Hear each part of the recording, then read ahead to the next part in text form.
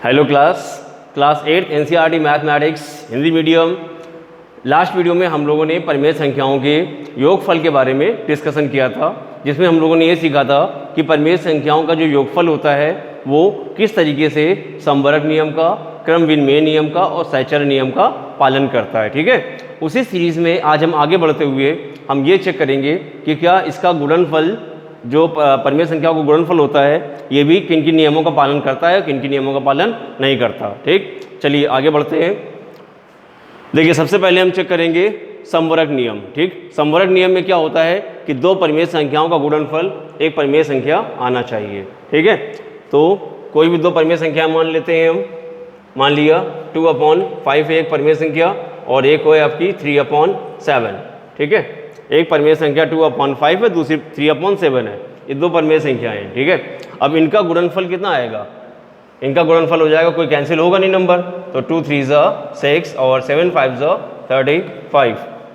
Right, तो ये भी एक परिमेय संख्या ही तो है ना, एक परिमेय संख्या। ठीक, तो दो परिमेय संख्याओं का गुणनफल एक परिमेय संख्या होता है। ठीक, अगर यहाँ पर हम एक संख्या 2/5 मान लें, दूसरी को 0 भी मान लें, दूसरी संख्या को 0, क्योंकि 0 भी एक परिमेय संख्या होता है, तो आंसर भी आपका 0 आएगा, जो भी आपका एक परिमेय संख्या है बेटा, है कि नहीं? राइट, तो दो संख्याओं का जो गुणनफल होता है वो भी एक परिमेय संख्या होता है। ठीक, तो यहीं से हमने ये चीज़ सीखी कि परिमेय संख्याओं का गुणनफल भी समवर्ग नियम का पालन करता है। लिखेंगे परिमेय संख्याओं का गुणनफल, परिमेय संख्याओं का गुणनफल, परिमेय संख्याओं का गुणनफल समवर्ग होता है। समवर्ग होता है। ठीक है, अगर दो संख्याओं का गुणा करने पर, जैसे हमने यहाँ मल्टीप्लाई किया और यहाँ पर हमें रेशनल नंबर ना मिलता, परिमेय संख्या ना मिलती, तो हम क्या लिखते कि परिमेय संख्याओं का गुणनफल समवर्ग नहीं होता है। ठीक है, लेकिन ऐसा नहीं है। जब हम दो संख्याओं का मल्टीप्लाई कराते हैं, जो दोनों संख्याएं अगर परिमेय संख्या होती है, तो इसका गुणनफल क्या होता है? एक परिमेय संख्या ही निकल के आता है। इसका मतलब ये कि परिमेय संख्याओं का गुणनफल समवर्ग नियम का पालन करता है बेटा। ठीक है, अब इसके बाद हम देखेंगे क्रम विनिमय नियम। अब इस क्रम विनिमय नियम में क्या होता है, जैसे एक कोई परिमेय संख्या a हो गई और दूसरी परिमेय संख्या b हो गई। ठीक है, तो एक परिमेय संख्या a है और दूसरी परिमेय संख्या b है। एक परिमेय संख्या, तो इसका क्रम विनिमय, यानी कि जैसे कि एक संख्या a/b ले ली और दूसरी संख्या c/d ले लिया। ठीक है, इसको हटा देते हैं बेटा।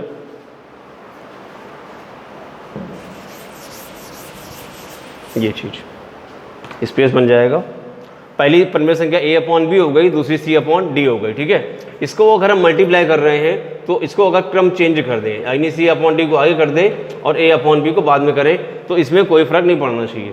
ठीक है, दोनों का आंसर सेम आना चाहिए, दोनों का आंसर सेम आना चाहिए। ठीक, तो ये हो जाएगा आपका क्रम विनिमय नियम किस पर? गुणनफल पर, परिमेय संख्याओं के गुणनफल पर। चेक कर लेते हैं कि ये गुणनफल क्रम विनिमय होता है कि नहीं होता। एक मान लिया परिमेय संख्या 2/3 हो गई और दूसरी 4/5 हो गई। ठीक है, मल्टीप्लाई करिए, 2 4 8, 5 3 15। ओके, और इसको पलटा दीजिए, 4/5 को मल्टीप्लाई करिए 2/3 से, तो 4 2 8, 5 3 15। राइट, देखिए 8/15 यहाँ पे भी आया और 8/15 यहाँ पर भी आ गया। राइट है, तो इसका मतलब क्या हुआ कि परिमेय संख्याओं का गुणनफल क्रम विनिमय होता है। राइट है, एग्जाम्पल हटाकर फिर से हम लिखेंगे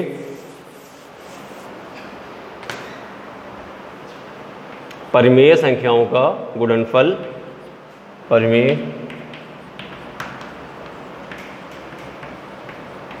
संख्याओं का गुणनफल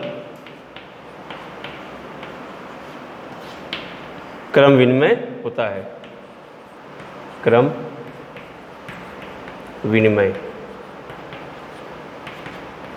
होता है, ये है। अब आगे हम डिस्कस करेंगे सहचर्य नियम के बारे में। ठीक है, कि क्या गुणनफल सहचर्य नियम का पालन करता है या नहीं करता। ठीक, परिमेय संख्याओं का गुणनफल क्या सैचरण नियम का पालन करता है या नहीं करता, इसके बारे में हम डिस्कस करेंगे। कोई भी 3 परिमेय संख्याएं मान लेते हैं। मान लिया हमने एक परिमेय संख्या 5/6 हो गई, ठीक, दूसरी हो गई आपकी 3/17 और तीसरी परिमेय संख्या हो गई आपकी 4/9, ये ठीक है, 3 परिमेय संख्या हो गई। ठीक है, अब इसमें हम क्या करेंगे, 2 संख्याओं का ग्रुप पहले ले लेंगे, ठीक, उसको बाद में तीसरे से मल्टीप्लाई कराएंगे और इसके बाद में यहाँ पे 5/6, 3/17 और 4/9, पीछे वाले दोनों संख्याओं को पहले ले लेंगे, हम लोग एक साथ मल्टीप्लाई कराएंगे और पहले वाली संख्या को बाद में इससे मल्टीप्लाई कराएंगे। अगर इन दोनों का रिजल्ट सेम आ जाता है तो इसका मतलब क्या हुआ कि परिमेय संख्याओं का गुणनफल सैचरण नियम का पालन करता है। राइट है, चेक करते हैं, देखिए तो यहाँ पर 3 से 6 कैंसिल हो जाएगा बेटा, कितनी बार, 2 टाइम्स, तो 5 1 जा 5 और अपॉन में 17 2 जा 34, ठीक है, और इसके बाद आ जाएगा आपका 4/9, ठीक, पहले हमने देखो इसको सॉल्व कर लिया, अब इसका मल्टीप्लाई हम कराएंगे 4/9 से, ठीक, लेकिन ये यहाँ पे कैंसिल हो रहा है, 2 2 जा 4 और 17 2 जा 34, राइट, तो 5 2 जा 10 अपॉन 17 9 जा 153, राइट, ये आ गया। अब इसका मल्टीप्लाई 5/6 को बाहर रखेंगे और इसको सॉल्व करेंगे। यहाँ पर आपका 3 से 9 कैंसिल हो रहा है बेटा 3 बार, ठीक है, तो 4 1 जा 4 आ जाएगा और 17 3 आ जाएगा 51 आ जाएगा, ठीक। अब ये आपका आ गया, यहाँ से 4 से 6 कैंसिल हो जाएगा, 2 2 जा 4 2 3 जा 6, 5 2 जा 10 हो गया और 3 का मल्टीप्लाई करा देंगे 51 में, तो 3 1 जा 3 आ गया और 3 5 जा 15 आ गया। देखिए यहाँ पर इन संख्याओं को मल्टीप्लाई कराने पर 10/153 आ गया, ठीक है, पहले बार, और इसके बाद जब फिर 5/6 का मल्टीप्लाई फिर से यहाँ पे कराया इस संख्याओं में, तो आकर फिर से वही आ गया 10/153, ठीक। तो ये प्रूफ करता है कि परिमेय संख्याओं का गुणनफल क्या होता है, सैचरण नियम का पालन करता है, ठीक। लिखेंगे अतः परिमेय संख्याओं का, अतः परिमेय संख्याओं का गुणनफल, परिमेय संख्याओं का गुणनफल सैचरण नियम का पालन करता है।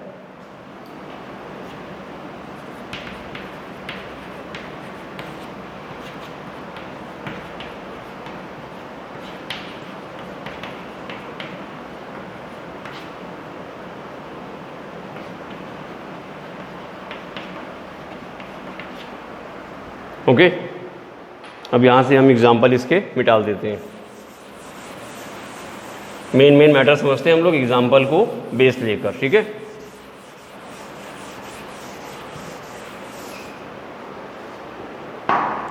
तो आज के वीडियो में हम लोगों ने यहाँ पर परिमेय संख्याओं के ऑपरेशंस के बारे में सीखा, परिमेय संख्याओं की विशेषताओं के बारे में सीखा कि परिमेय संख्याएं किस किस नियम का पालन करती हैं और किस किस नियम का पालन नहीं करती गुणनफल के फॉर्म में, ठीक है।